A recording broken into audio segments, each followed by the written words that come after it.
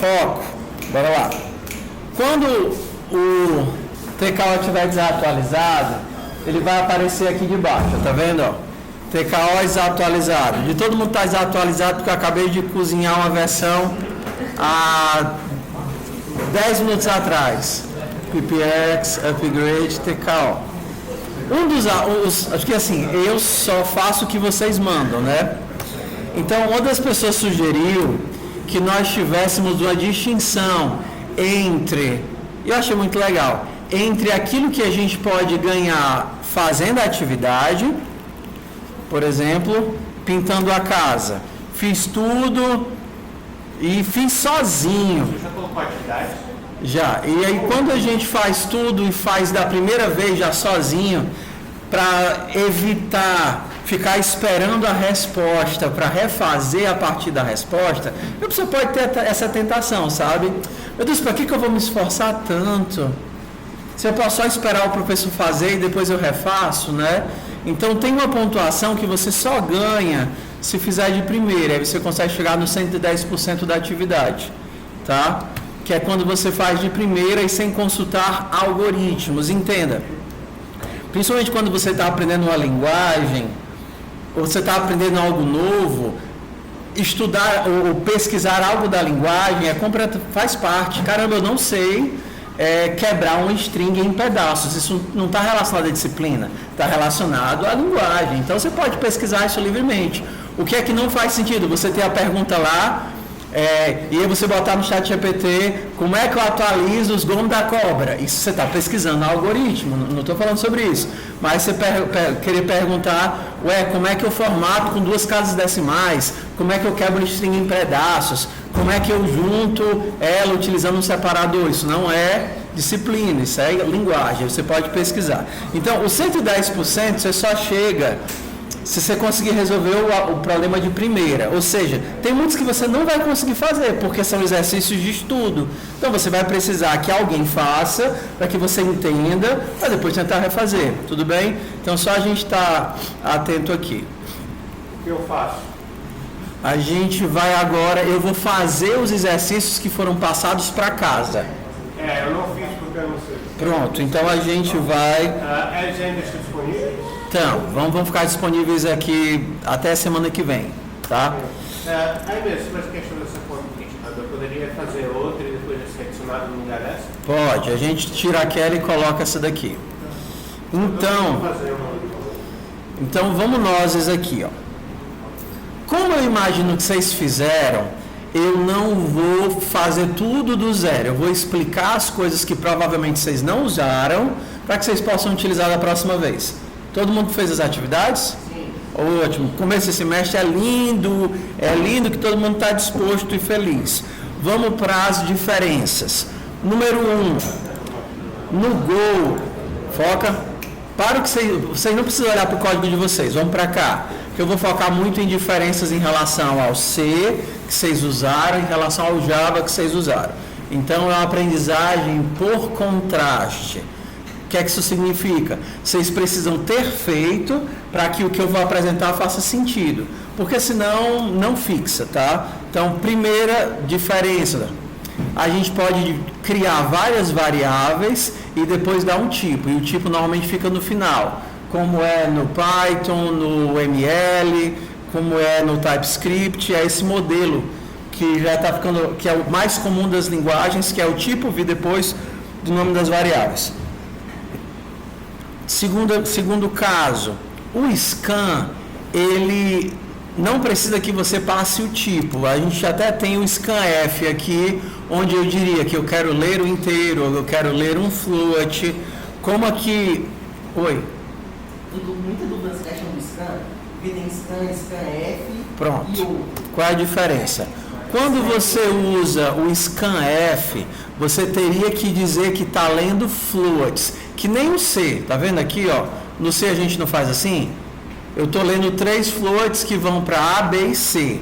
Só que, como ele sabe que A é um float, eu não preciso dizer que estou lendo um float. Basta dizer que eu quero ler o valor para A. Por exemplo, se eu tivesse em C++, eu faria assim.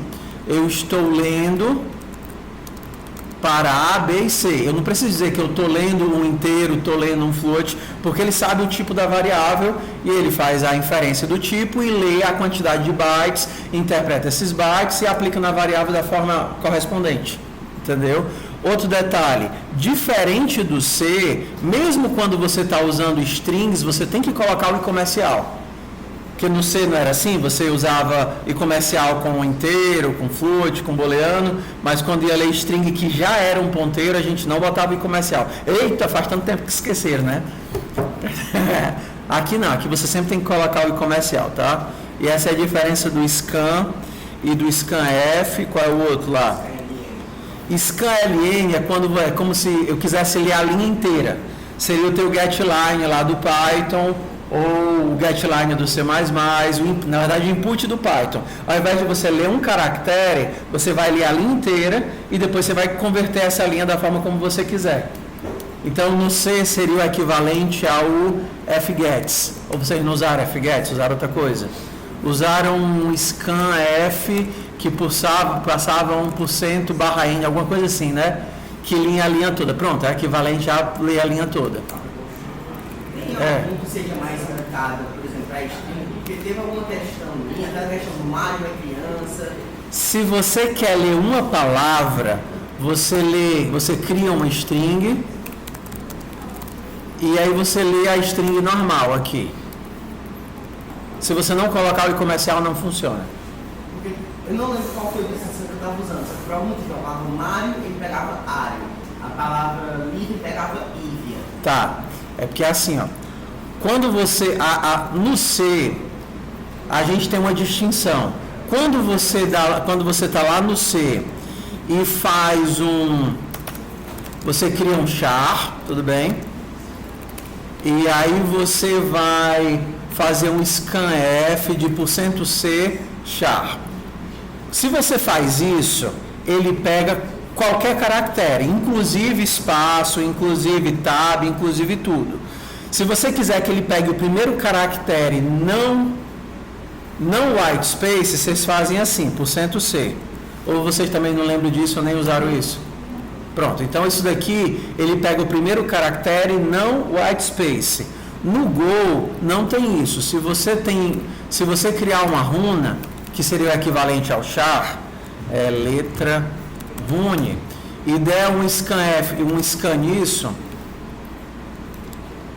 scan de letra, ele vai pegar o primeiro caractere que ele encontrar.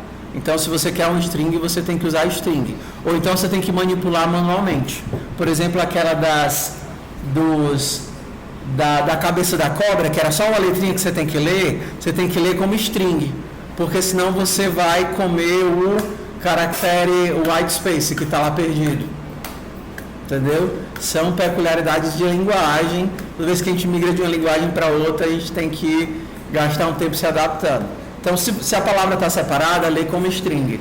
Se você quer pegar um caractere qualquer, inclusive o white space, você lê como runa. É assim. Então, no caso aqui, eu quero pegar 3 inteiros ou 3 floats. Uma característica da linguagem é que ela tem o que a gente chama de tipagem forte. Tipagem forte, ela não converte tipos. C não é uma tipagem forte. Você consegue passar um int e ele ser convertido para um float. Você consegue passar um char e ele ser convertido para int. Então ele faz algumas conversões lá de boa. Existem algumas linguagens com tipagem forte, porém com açúcar sintático. Exemplo, Java é uma linguagem de tipagem forte, mas ela tem uns açuquinhas sintáticos só para facilitar a conta. Exemplo, quando você está lá em Java e soma alguma coisa com uma string, o que é que esse código aqui faz? Você soma um objeto com uma string. Ele vai chamar o toString do objeto e converter automaticamente o objeto para string. Isso é açúcar sintático, que normalmente ele não faz conversões. Mas nesse caso, quando você pega um string e soma com uma coisa qualquer, nesse caso ele vai converter essa coisa para string. Por exemplo, uma linguagem que é fraca, JavaScript. JavaScript vai converter de tudo para todo tipo. Qualquer tipo que você mandar, ele vai dar um jeito de converter. Eu quero aqui ordenar uma lista de pregos. Ele vai criar a ordem que ele imaginar, pelo nome, pela conversão para o string do object, ele vai converter. Tudo bem? Só que aqui no caso, o Go é forte. Ou seja, você não consegue sequer somar um inteiro com float. Você vai ter que converter float para float para poder fazer a conta. Se você tem uma função que recebe float, você passar um int, ele não vai aceitar. Você tem que converter a função, o elemento para float. Então, só para a gente tá consciente dessas características de linguagem. Tem gente me aperreando, tá? Beleza. Então, bora lá. Primeiro é o do. Essa atividade é o quê? Como é que eu entro nas atividades? Tu ensina ele aqui, Emanuel, ajudar ele a abrir o TKO. Esse aqui é o do triângulo, né? A gente lê os três e aí é só aplicar a fórmula. Soma e divide por 2, aí depois acha a raiz. As bibliotecas, uma coisa que eu acho muito legal é que ele inclui as bibliotecas automaticamente. Na hora que você dá o save, o language server já atualiza teu arquivo e já bota as bibliotecas. Vocês perceberam isso, como é legal? Então você dá um math, você diz assim, eu quero usar aqui a biblioteca slices ponto alguma coisa. Aí slices ponto, sei lá, sorted. Aí quando você faz isso, ele já inclui a biblioteca slice. Não quero mais essa carniça não. Aí quando você apaga, ele já tira a biblioteca, é muito legalzinho. Printf é o mesmo printf do C, então eu acho que esse exercício foi de boa. Foi de boa? Foi de boa? Foi de boa. Então vamos nós aqui. Xcode. Deixa eu sair daqui. OpenED. Passamos em todos os testes. Ó, o Batman. Beleza, bora lá. Eu acho tão bonitinho. Os gráficos apareceram para vocês? Funcionaram direitinho? Então, para trocar de gráfico, mudar a visão é o V. Então, com o V você pode desabilitar. V a visão de minutos. Eu levei 15 minutos para fazer essa, a quantidade de execuções. Eu rodei em 7 execuções. Como eu fiz de primeiro, vou mudar aqui para 100%. O backspace também funciona, tá? Não é só o P não. Como eu não tinha como dizer que o backspace era uma ação, por exemplo, isso daqui de cara vocês olham e entendem que é o enter ou não? Não sei o que estou vendo. Aqui, esse daqui. Mas como é que eu represento o backspace? Não tem símbolo.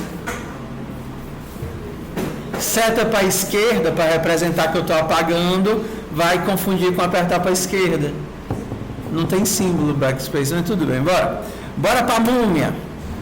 Uma coisa legal da múmia é o modelo de switch. Não sei se vocês fizeram assim, mas o Go, ele tem um modelinho de switch muito legal. Então, ele não precisa dos breaks aqui entre eles.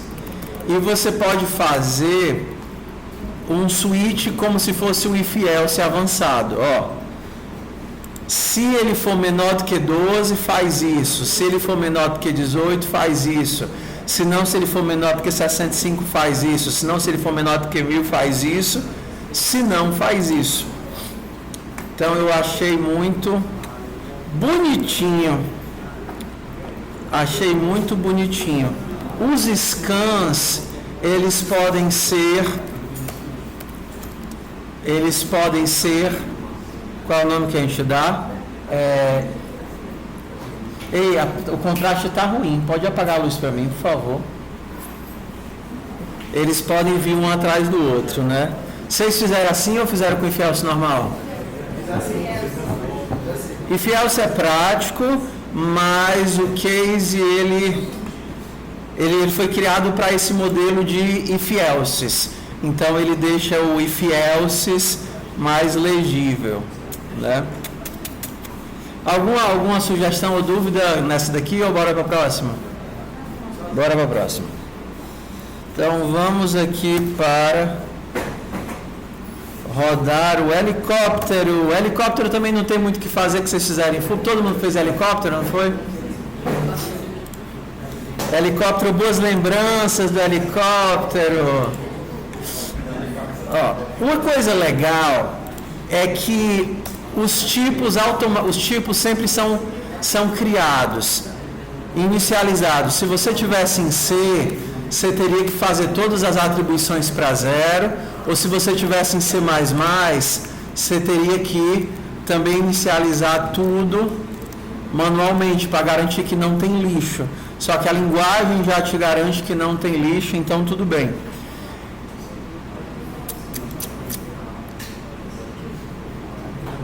Vamos ver o que é que vocês fizeram de diferente aí. Vocês fizeram aqui igual o meu ou não?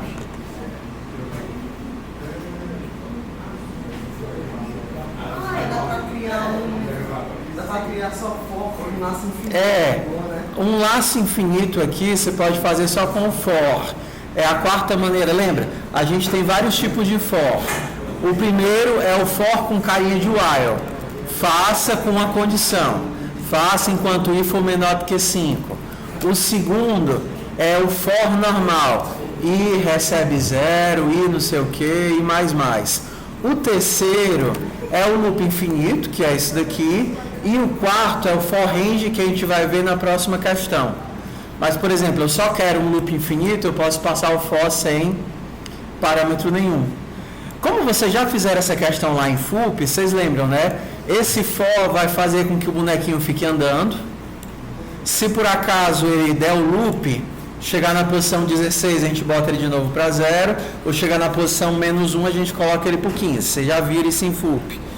E aí a cada loop eu faço o bonequinho andar. Se ele tiver chegado na polícia, ele está preso, então ele não se salva.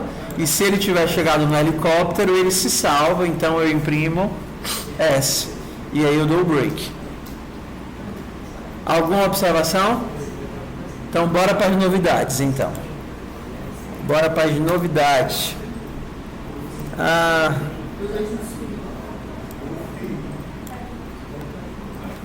Vocês são dessa época, né? Dá pra ver o bonequinho ou não? Igual. Dá não. Cara, é tão difícil arranjar. Parece o boneco do Senhor dos Anéis, o Gollum. É porque é difícil. Eu procurei que só imagens em ASCII 2 que fossem legíveis, sem ficar grande demais, não é fácil. Bora para a primeira novidade aqui. Pedra na Lua. Pedra na Lua é a primeira atividade cachorro aqui do grupo, né? Tá? A primeira atividade é assim. Primeiro, o problema da pedra na Lua é que o algoritmo dela é muito chatinho. Você tem que fazer aquele algoritmo de busca condicional, porque talvez o elemento nem exista. Então, eu vou aproveitar ele, vou fazer ele do zero com vocês, tá? Bora fazer aqui o pedra na Lua do zero. Vocês fizeram com struct ou vocês fizeram na mão mesmo, assim? Variáveis individuais, né? Então, bora aprender a fazer com structs. Cada blim, blim, blim.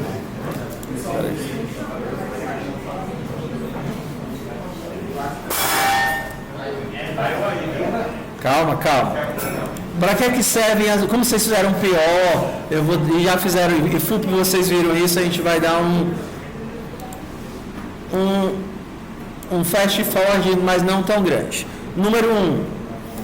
Mesmo que dentro da estrutura você consiga criar os tipos numa linha só, float 64, eu sugiro que você faça um por linha.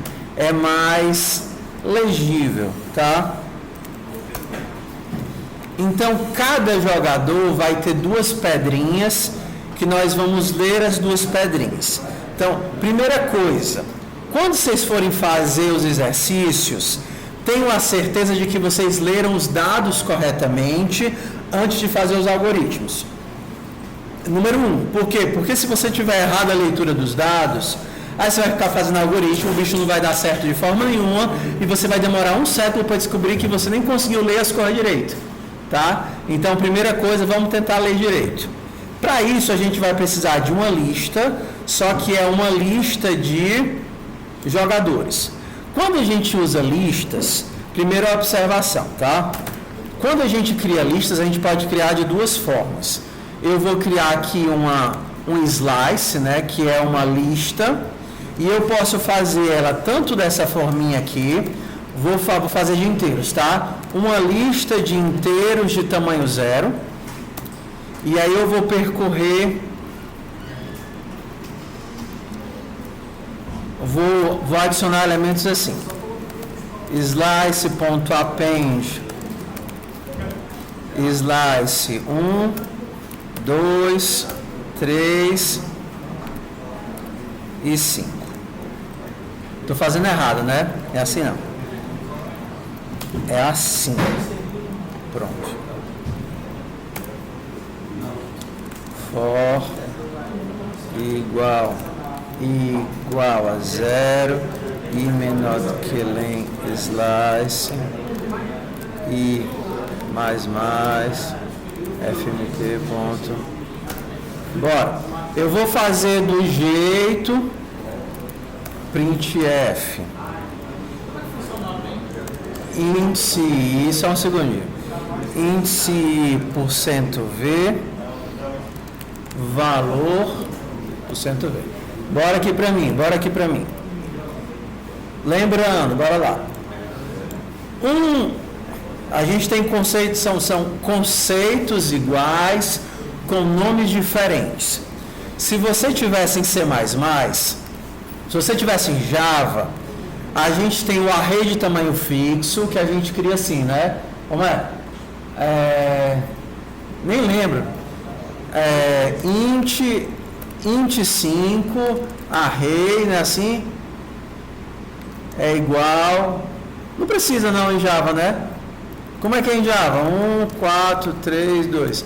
É assim em Java? Não, é o contrário. É aqui, né? Na frente. É assim? É como vocês fizeram semestre passado. É alguma coisa assim.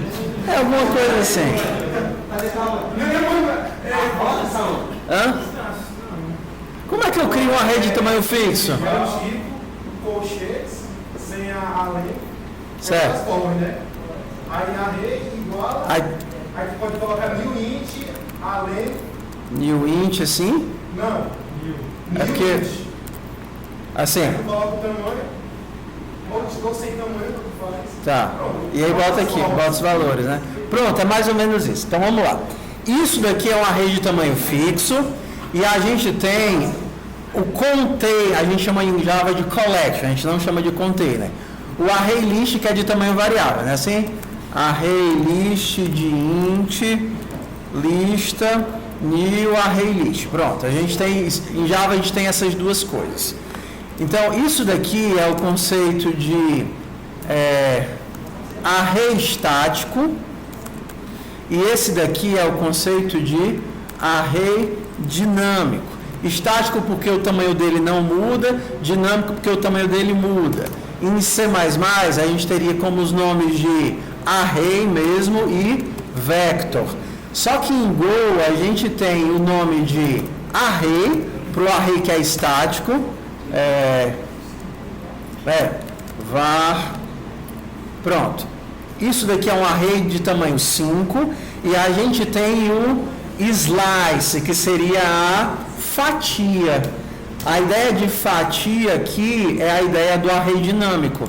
Então, você tem uma camada sobre o array estático que te permite manipular o array estático com um pouco mais de legibilidade. Mas por baixo ainda é um array estático, tá?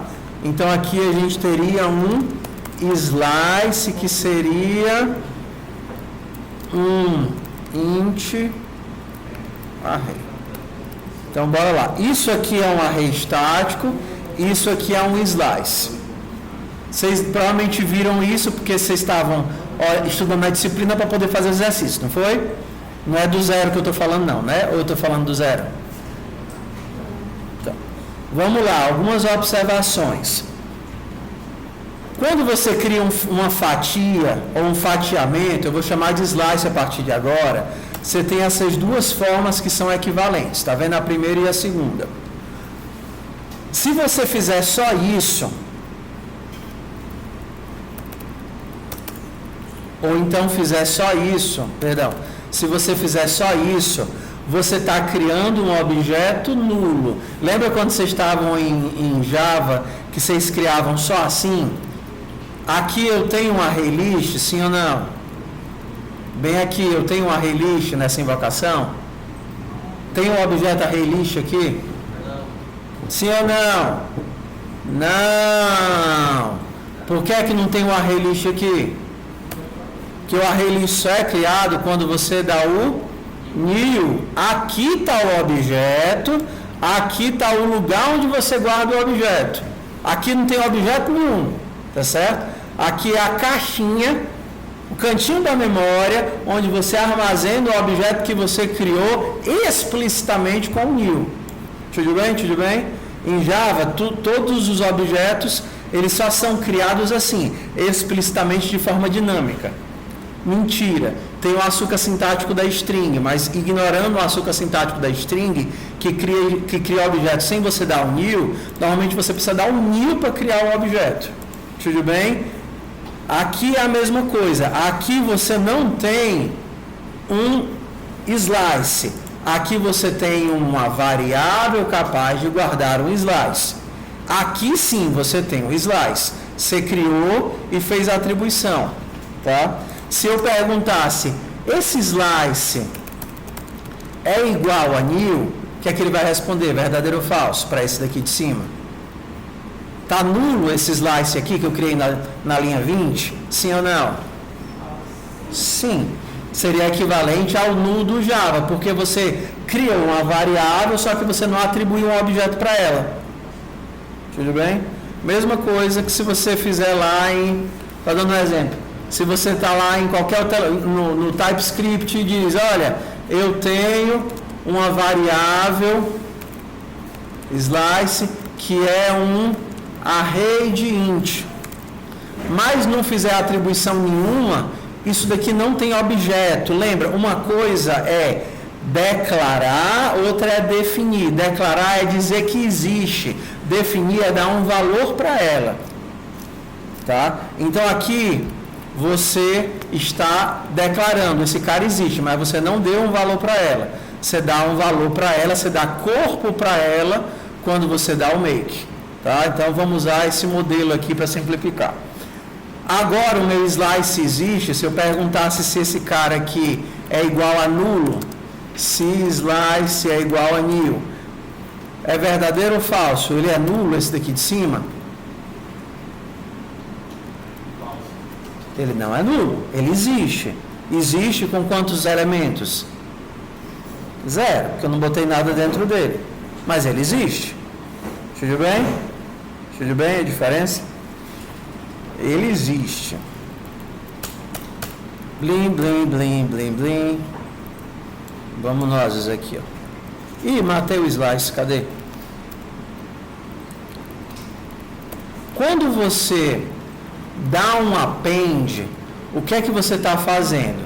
Você pega esse slice, que é uma camadinha, a gente em computação chama essas camadinhas de proteção que dão funcionalidade de empacotadores, wrappers. Isso é um invólucro, corra linda, um invólucro em cima do array. Aí você diz, ei, bota um no final desse negócio.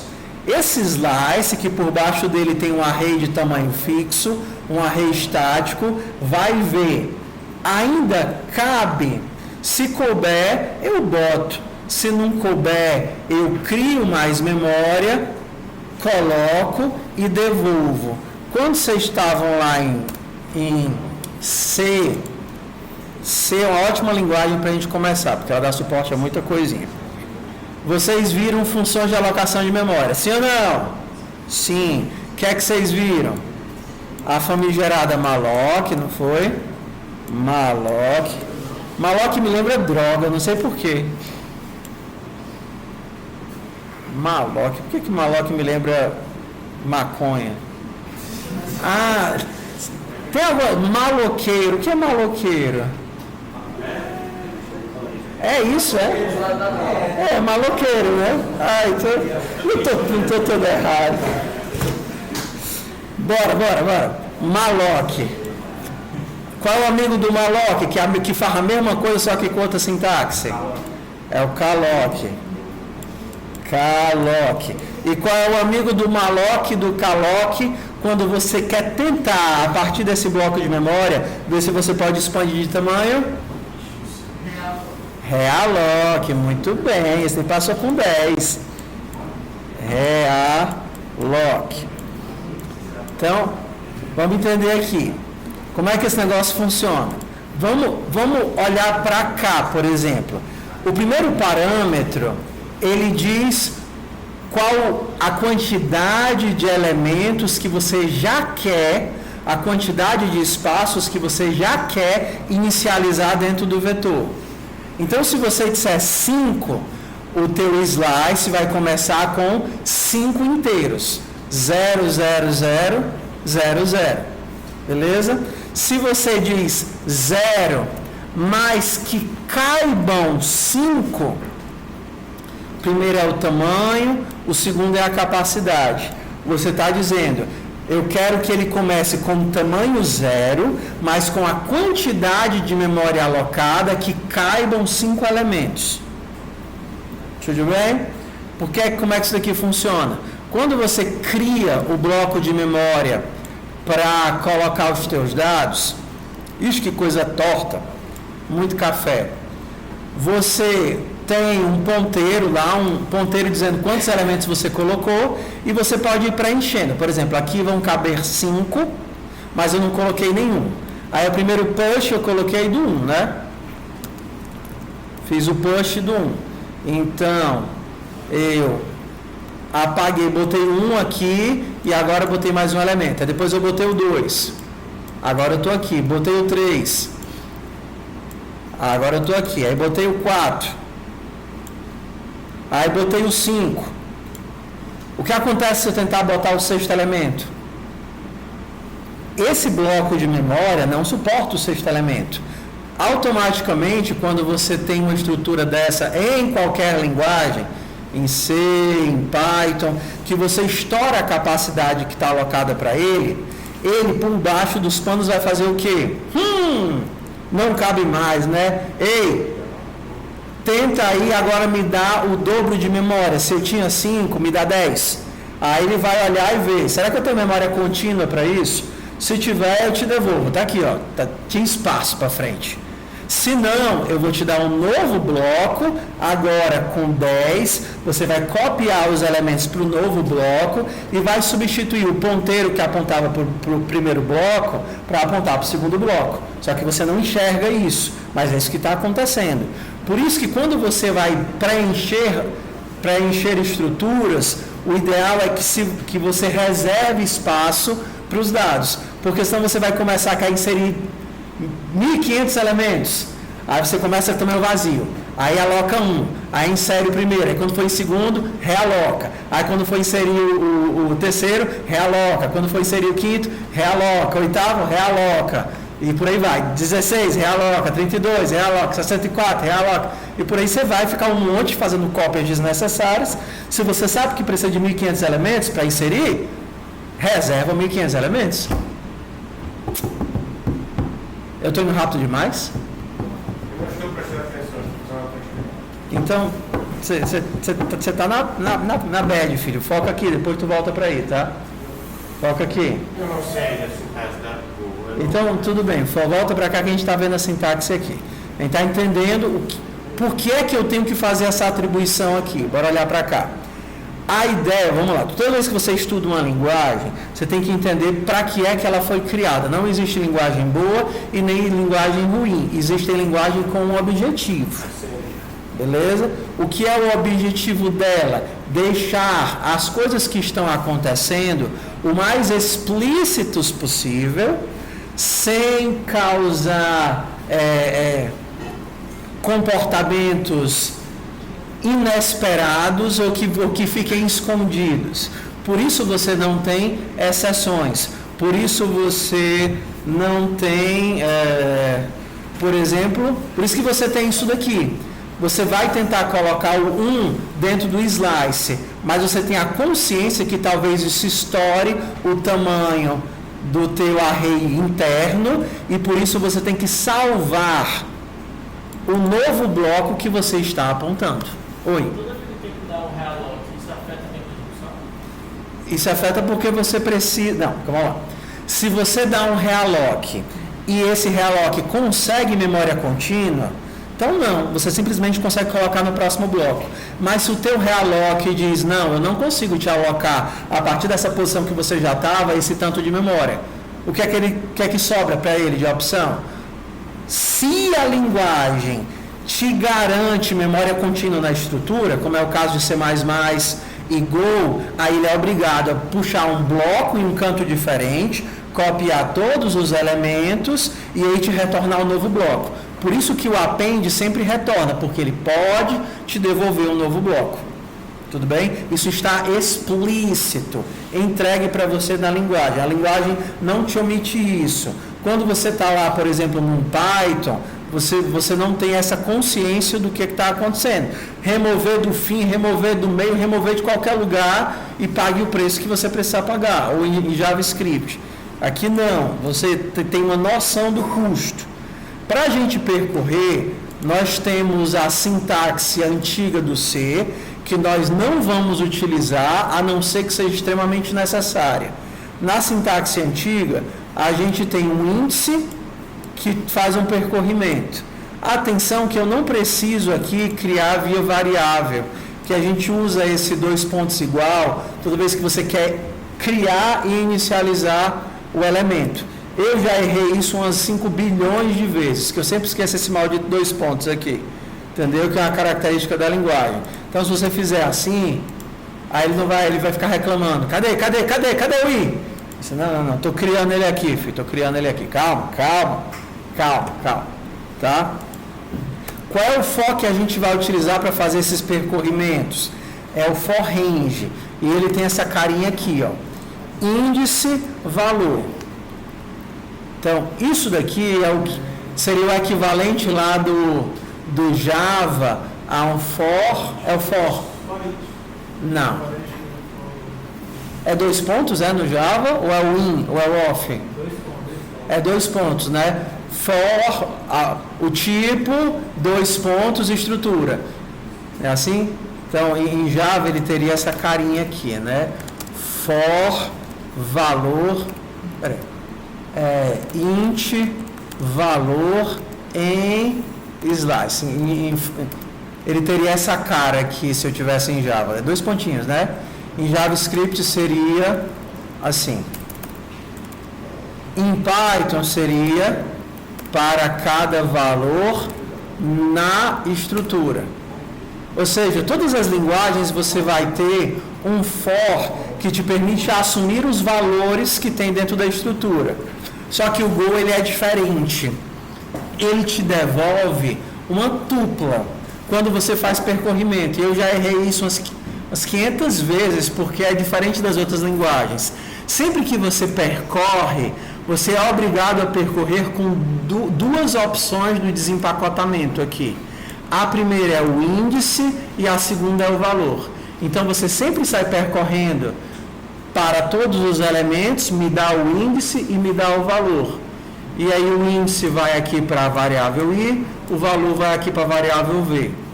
Vocês que vêm do C, você não precisa ficar usando o %d o tempo todo. Quando você usa o %v, ele pega o valor padrão daquele tipo convertido para texto. Então, se é um inteiro, joga inteiro. Se é um float, joga lá 4 casas decimais. Se é um struct, joga o toString dela. Ué, por que é que eu não uso só o %v para tudo? Mas aceita sintaxe para você. Exato, porque quando você quer uma sintaxe diferente, eu quero só 2 casas decimais. Ao invés de usar o %v, você vai usar o quê? Ponto 2f. Eu quero completar com 3 zeros. 03D, entendeu? Eu quero garantir que vai ter 10 caracteres com alinhamento à esquerda. Ixi, esse nem eu lembro. Acho que é 10S.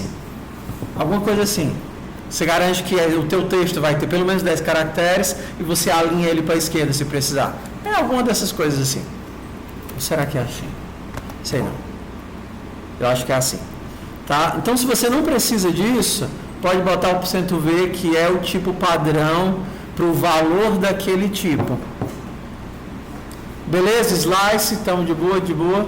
Percorrimento. Mas eu não quero índice, eu quero só o valor. Tanto em Go como em Python, tem uma marcação mágica para você dizer, eu sei que eu preciso receber essa variável. E se eu não utilizar, você vai ficar me azucrinando, né? Eu quero imprimir os valores. Aí você tenta fazer isso e ele não compila. Eu não quero ir, eu não quero. Aí você tem duas formas de se livrar disso. A primeira é, na atribuição você já diz para ignorar essa variável, é o underline, não é o tracinho. É o mesmo padrão de Python. Interessante como parece um C pythonizado, né? Pega muito dos padrões de Python. Então você diz assim, ó, eu preciso receber, mas eu não quero usar. Aí você soca um underlinezinho. Ou às vezes você não pode apagar a variável porque está num parâmetro de função. Você não pode chegar lá e tirar. Você pode fazer o equivalente ao C e ao C++. Como é que você dizia que não queria utilizar uma variável para não ficar dando erro lá no C?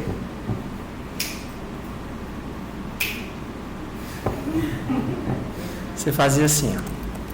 Conversão para voz.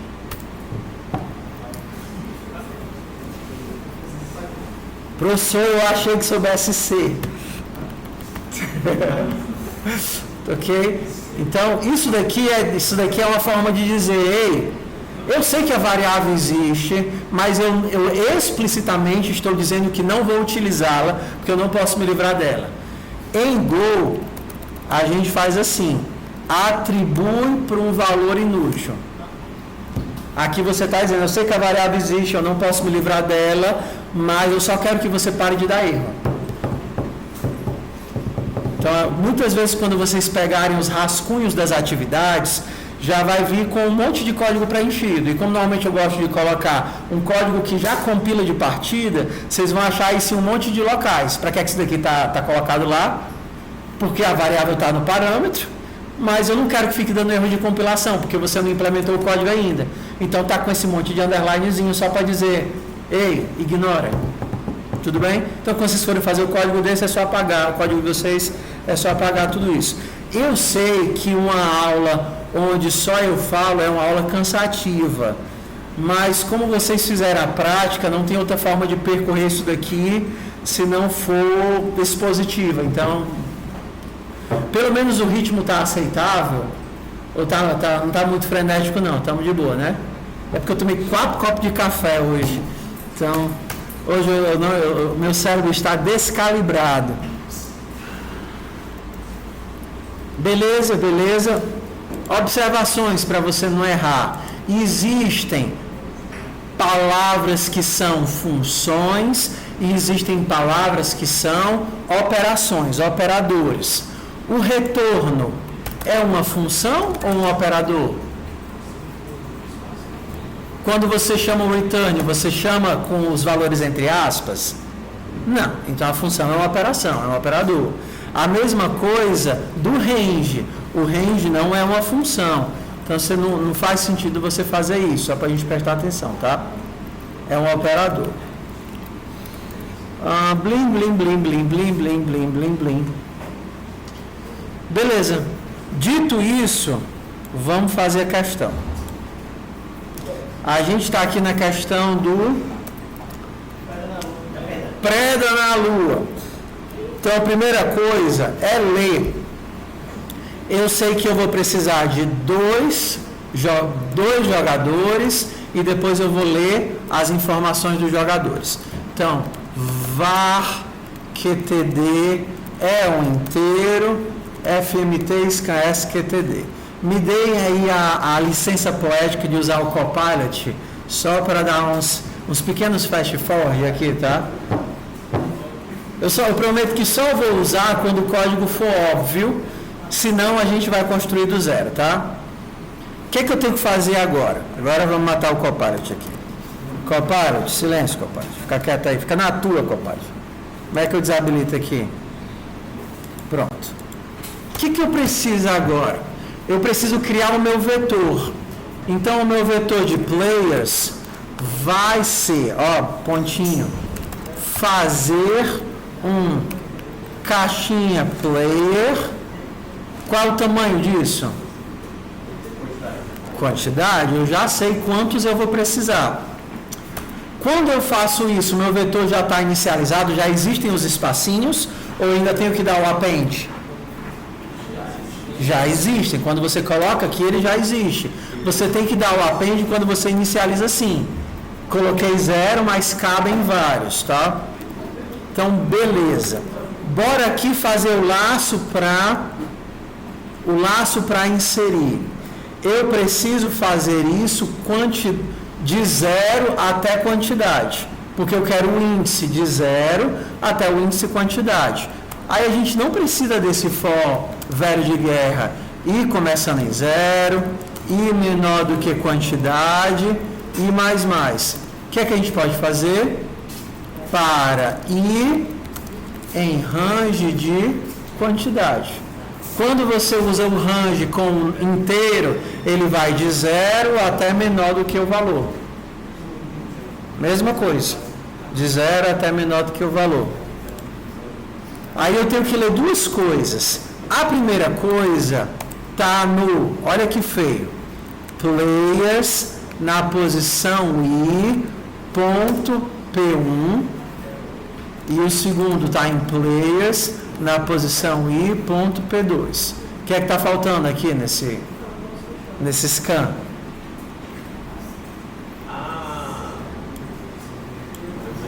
Coloquei o i comercial, senão ele não salva, né?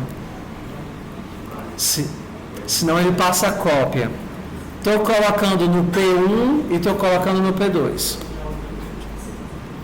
Vamos lá, vamos lembrando. Quando você criou o vetor de players, você já criou um vetor, por exemplo, imaginando aqui, ó, um vetor com duas posições e cada posição já tem os dois espacinhos para você colocar os dois valores. Porque, meu Deus, que chave horrível. É porque eu esqueci a lousa. Você já tem aqui para colocar um valor e outro valor, e aqui um valor e outro valor. Então aqui é posição 0, pedra 1, posição 0, pedra 2, posição 1, posição 0, tá certo, pedra 1, né? E aqui posição 1, pedra 1, posição 1, pedra 2.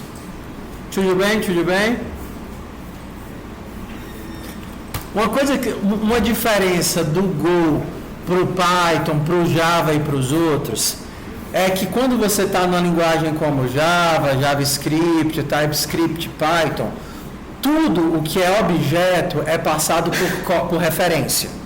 Então você não precisa se preocupar com cópias. É primitivo? Cópia. É objeto? Referência. Tudo bem? É assim. Ok? Só que aqui não, é um híbrido entre o C++ e as linguagens dinâmicas. Se você tem um pacote de dados, uma struct como essa, ele sempre é passado por cópia, a não ser que você passe por ponteiro. Então vamos lá. Se eu não quero ter que escrever isso, vamos fazer assim, ó. Eu quero o meu player vai ser players na posição I, para não ter que usar a sintaxe de vetor. Bora lá. Em Java isso funciona perfeitamente. Quero operar só sobre um elemento específico do vetor, ok? quero operar sobre um elemento específico, ao invés de ficar o tempo todo usando a sintaxe inteira de cochete, de índice, eu tiro o cara de dentro do vetor e opero diretamente com ele. Em Python funciona, Java funciona, JavaScript funciona, por quê? Porque os objetos sempre são passados por referência. Só que aqui, este negócio não vai funcionar. Por que isso aqui não funciona? Players na posição I é de que tipo? É um jogador, concorda? E estruturas são passadas por cópia. Então, esse cara aqui é a cópia desse cara aqui. Cópia. Tá vendo? Cópia. Se você estivesse fazendo em C++, seria a mesma coisa. Você tem uma classe, quando você faz uma atribuição em C++, ele faz uma cópia. Em C++, você teria a opção de dizer que você quer uma variável que seja a referência. Só que aqui a gente não tem isso, a gente tem a simplificação. Ou esse cara é estático ou é ponteiro. Então, se eu quero a referência, a gente faz assim, ó. É bem simplificado. Esse cara é o mesmo cara que esse daqui. Porque eu não quero fazer uma cópia. Eu quero fazer uma passagem por ponteiro. A vantagem é que como a sintaxe dele propicia isso. Se você está lá no C, a gente teria que em C ficar utilizando setinha. Lembra da maldita setinha? Lembra da maldita setinha? Pronto. Porque a setinha ficava o tempo todo olhando. Ixi, essa struct é estática? Bota ponto. Essa struct é dinâmica? Bota setinha. Aqui não. Aqui ele já consegue entender se eu estou lidando com um ponteiro ou não. Então, como é que fica a nossa abstração? Se eu quero fazer uma cópia, eu faço isso. Se eu quero trabalhar com o mesmo objeto, eu digo que eu quero o endereço do objeto. Deu um nó na cabeça de alguns de vocês? É porque quando você está lá em Java, você não... Você está lá em Java, JavaScript, essa linguagem que é puramente dinâmica, a gente não precisa ter esse olhar de quando é que eu estou copiando e quando é que eu não estou copiando. Por exemplo, como tudo você tem que dar ao new, você não se preocupa com nada disso. Os elementos simplesmente vão navegando pelo teu código livremente. Aqui não. Você tem aquele meio termo de controle. Aqui eu tenho uma constante, aqui eu tenho uma cópia, aqui eu estou passando uma referência. Para a estrutura de dados isso é necessário, porque a gente precisa desse nível mínimo de controle. Tá? Então aqui é só umas aspinhas para a gente lembrar de ponteiros que a gente viu há alguns anos atrás da nossa vida. Tragável, minimamente palatável, vida que segue ou não?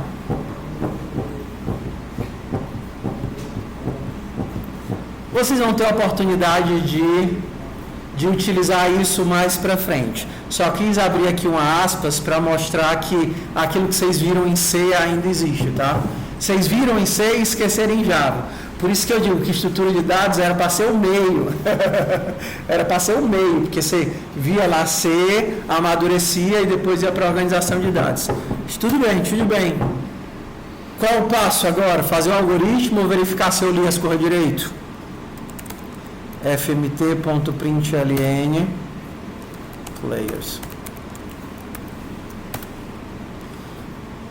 Estão aí as coisinhas, então? 8 e 11, 10 e 15.